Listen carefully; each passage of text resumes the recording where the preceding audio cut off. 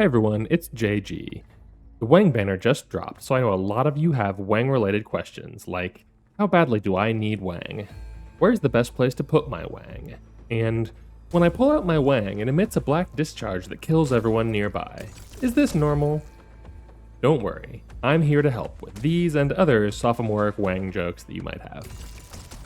If you pay attention to news from the China server, you've been hearing for months now that Wang is the best unit coming our way for a long time. Now that he's here, I'm going to run the numbers on just how good he is. Wang's kit is pretty complex. I will definitely do a deep dive review of his entire kit and fully cover his strengths and weaknesses, but I'm going to have to play with my Wang for a few days before I have that ready. Today, we're just going to cover very briefly how Wang measures up against similar units and give you a sense of how badly you want to have this Wang in your hands. Let's start with what he's really good at. While his skill is on, he can burst really high, dropping up to 5 stones every 2 seconds for almost 6,000 DPS. That peaks far higher than runners-up Sakiko and Muenar. His skill duration is variable based on how quickly you burn his ammo, but if you're furiously using your Wang as fast as you can, it only lasts for about 14 to 20 seconds. Then it has a 50-second refractory period where he's pretty much impotent. That's quite similar to Muenar, with a higher peak but a longer cooldown. When you weight that by uptime, he's in second place, and in the same ballpark as a number of other strong nukers. But everyone else on this list, except for Muenar, only hits a single target at once. Factor in target count, and Wang is back on top. If enemies are tightly clustered, he's the best nuker there's ever been. One of the key reasons for his success is damage efficiency. All the numbers here are against targets with A rank defense and res, which is my standard for measuring nukers. That means 50% res for arts attackers. Units like Lapland Altar, Hoshi Altar, or TD have 0 res ignore and lose a full 50% of their damage.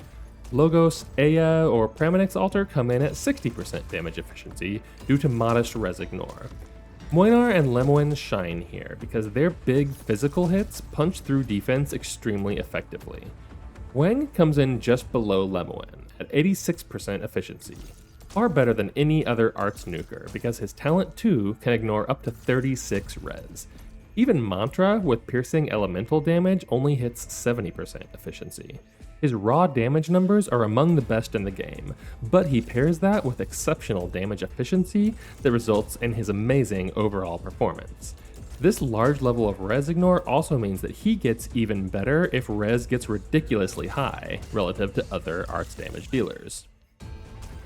At his best, Wang is a beast. Second best boss DPS, best splash damage DPS by a wide margin, and top tier damage efficiency. On top of that, being a Trap Master means he has global range, sort of.